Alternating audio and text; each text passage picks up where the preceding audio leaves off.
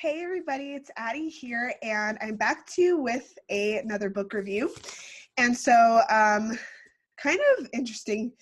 I was kind of avoiding doing this review because the book that I read didn't necessarily turn out like I thought it would. Like the content wasn't exactly what I thought it would. So I was kind of like, ugh, like reading it to the end. I was like, this is a waste of time. But it's not a waste of time. There's always something you can get from anything. If you search hard enough, there's always nuggets of gold in something. So I'm going into it with that mindset and to share with you guys what I really got from this book and my interpretation of it and my takeaways from it. So, excuse me, I read The Mastery of Love by Miguel Don Ruiz, and this was one recommended by my professor like last semester, so I decided to pick it up. And I'm going to go ahead and read the back and tell you how long it was, and then dive into my nuggets of gold. So, in The Mastery of Love, Don Miguel Ruiz illuminates the fear-based beliefs and assumptions that undermine love and lead to suffering and drama in our relationships. Using insightful stories to bring his message to life, Ruiz shows us how to heal our emotional wounds, recover the freedom and joy that are our birthright, and restore the spirit of playfulness that is vital to loving relationships. The Mastery of Love includes why domestication and the image of perfection lead to self-rejection, the war of control that slowly destroys most relationships, why we hunt for love in others and how to capture the love inside us, and how to finally accept and forgive ourselves and others. So,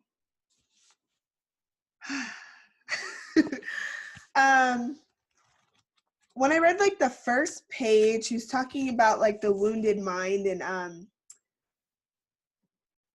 when I first started reading it, I was like, oh, okay, this is like, oh, I like the concept of really learning what love is and how it can help us and how to heal our emotional wounds. And that was kind of a main lining in this book. I'll tell you first the things that I didn't like about the book. I guess the way it was written, I don't know if maybe I'm being like too critical. I just came from reading a super philosophical and deep book, and this one seemed a little bit more simplistic to me, and that's probably because I went from that super hard book to this one, which was a little bit lighter and easier. His writing style was kind of chunked to me, like for me, and the way I was trying to process it didn't really flow well. Like I was getting his ideas, but it was just like it felt like stops in the reading when I was reading it. And another big part of this book that I didn't really care too much for is, I guess it's based on the Toltec, which is like ancient, it's not like a religion, but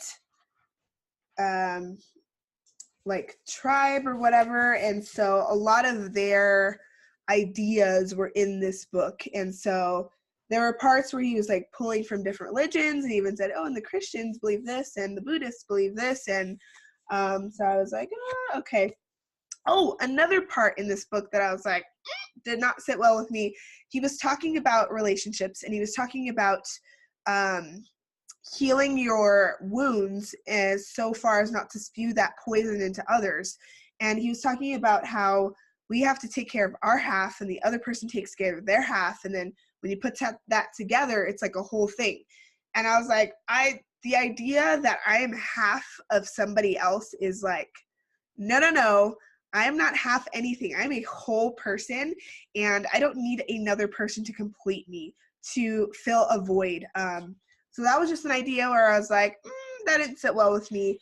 I believe that we are whole beings and that we have everything within us that we need to be happy. Yes, we do look for relationships. We do look for love.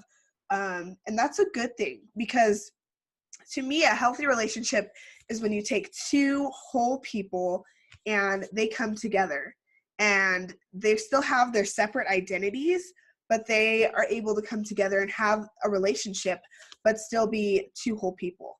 And so his idea was more of like, sounds more like, not like it's enmeshment, but like, oh, you need this half and this half, but you can't take care of that half. They have to fix themselves. So it just kind of seemed messy to me. The biggest takeaway I would say from this book is about healing the emotional body. We have a physical body, we have a soul, we have spirit, and our emotional body is one where when things happen to us in our lives, whether it's trauma or whether it's other things, that those can leave scars, those can leave prints. And he talks a lot about when we're younger, when we're like 3 or 4, and we're just so carefree and we're so just inhibited by things going around us, that we just have an open mind and we're childlike and we're fearless, and then all of a sudden someone tells us something no, or they get mad because we're doing something they don't like, or the way we're doing it. So that's when we begin to take in, those things start to scar us. They start to create emotional wounds within us that as we get older, those emotional wounds hinder us from actually having an intimate relationship with anybody, and not just couples, but with your parents, with your siblings, with your best friend. Those wounds serve as a block, because as soon as someone touches that emotional wound, ooh, that hurts. Like, you put up a block. Like, I don't want that. And so the 3 things he talked about in healing the emotional wounds, which I was like, I love these. Where did it go? I should have tabbed these, but I was so over this book. I was like, I can't even right now. Oh, let me find the chapter. It says, healing the emotional body. There's 3 things you have to do. And he refers to them like we think of a doctor. When someone has a wound, first, they've got to cut that bad boy open, like with a scalpel, and that is so painful. Then they have to clean the wound. Then they have to take care of it until it's all the way healed. So he's saying that the truth is the scalpel that cuts open our emotional wounds. And a lot of times we do lie to ourselves, or we're lied to by others, and we end up believing those things, and those things are hurting us. And it's so painful. Like, we don't want to touch it. We don't want to, like, no, leave it alone. Like, it's fine. So we just ignore it, and we're walking around scarred and wounded, and we're not living a fulfilling life. So using the truth. And so that's how we open those wounds up. Where'd the other thing go?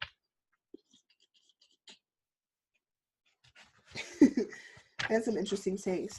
Next thing is that once you open the wounds, we are going to clean the wounds out of all that poison that's inside.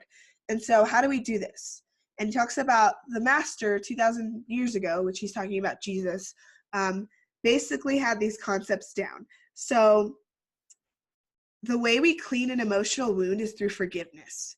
And that is something that is super hard for everybody, for anybody, really, when you're dealing with something that's so deep, especially. And the way you know that you've forgiven somebody is that if someone touches that emotional wound, it no longer hurts, you know you've forgiven them. And forgiveness, like, you can say, I'm sorry, I forgive you, but it might take a couple of times. You know, it's not just going to be one time, one and done. Like, it might take a couple of times before actually you feel free and you're released. So that's how we open those wounds up. And he's saying that forgiveness is an act of self-love. And I'm really looking into lately, not really self-care, because I feel like that concept has been twisted lately, but I'm looking into self-acceptance and self-love. And forgiveness, even though it might seem in your mind that, oh, this is for the other person, like, I'm doing this to free them, like, you're doing it for yourself. Because if you're the one walking around with that emotional wound and that scarring, you're the one that's affected, right? So if you're saying, I forgive you and I'm going to move forward from this, you're really loving yourself. You're choosing yourself every day. And I think that that's real compassion towards yourself. That's real self-care right there. You care enough about yourself to say, I'm not going to let this emotional wound continue to hurt me and impact me and not let others touch me or be close to me, that I'm going to do what needs to be done to find my healing. So I think that's beautiful. And then the last part, where you go? The last thing you can do, oh, I guess I said it, is love, right? And that goes into forgiveness. I guess I just blended into one. But self-love is that the way to really completely heal yourself of your emotional wounds is if you're choosing to take care of yourself, to love yourself, to speak kindly to yourself, to think highly of yourself, to not settle for things in your life, to say no to things when you know that your emotions want to, but you know it's not good for your spirit or your soul.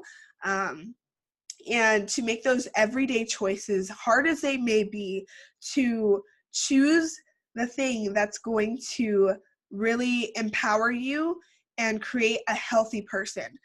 So self-love is a super important part of healing the emotional body. The rest of this book, I was like, it was all right. He gave some examples in it. Maybe someone else who's read this will feel differently, but those were just my takeaways from it. And it was a short read. I didn't go over how many pages. It was about 197 pages, so that wasn't too bad. And it was a quick read because, as you can see, like, that was not a good page. The words are kind of bigger than at least the last page. It's pretty easy to follow. So if you're looking for something that really deals with the emotions and deals with self-love and forgiveness and all of that, this is a great book to read. I would rate this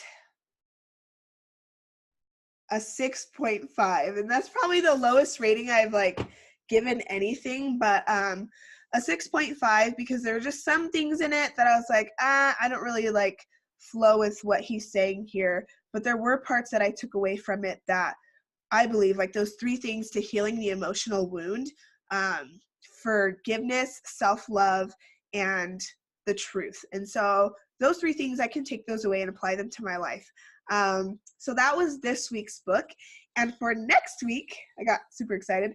I have, and I picked this up at the last bookstore around Christmas time. I was in California. It's called Answer to Job by Carl Jung. And so I'm really excited to read this because it really combines 2 of my favorite things, the Bible and philosophy and psychology. And so I cannot wait to read this book and to tell you guys about it next week. As always, thank you so much for watching. If you have any questions or comments below, my only question for you is, what do you think about healing the emotional wound? Are those 3 things the only 3 things that you believe lead to healing emotional wounds? Or what else do you think we have to do to really take care of ourselves and not let those wounds hinder us from having impactful relationships? All right. Thank you guys so much, and I will see you next week. Bye.